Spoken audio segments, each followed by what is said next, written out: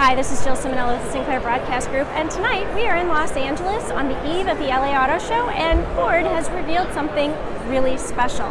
Behind me is the 2021 Ford Mustang Mach-E, and yes, it's a Mustang, and yes, it's an SUV, and yes, it's an electric car.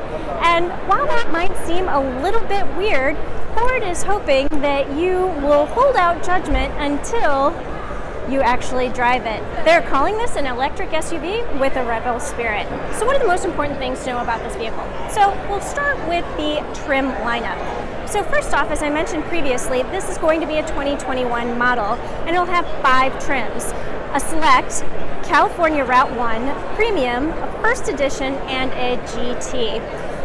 Base price is going to be $43,895, and if you go all in for the GT, you're looking at $60,500. Now the Mach-E will have 2 battery packs. You're going to have a standard range, which is going to be 75.7 kilowatt hours, and then you're going to have an extended range, which is 98.8 kilowatt hours.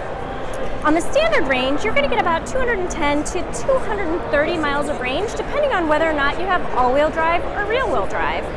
On the extended range, you're looking at about 270 miles or 300 miles of range, depending, again, on whether you have all-wheel drive or rear-wheel drive.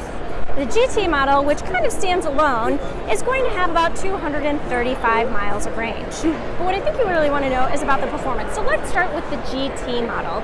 And that's going to have 459 horsepower and 612 pound-feet of torque. So what does that mean exactly? You're looking at a mid 3-second range, 0 to 60 mile per hour time. So what are the rest of the vehicles going to be?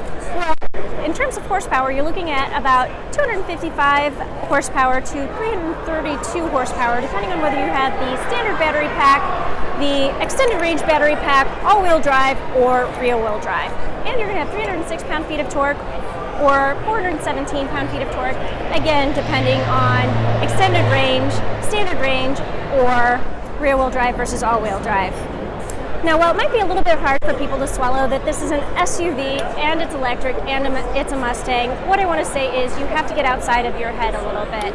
This is the future, and design evolves. I think this is going to be a great vehicle for Ford, and though it doesn't hit the streets until the end of 2020, the beginning of 2021, I can't wait to drive it, and I really can't wait to see it on the streets.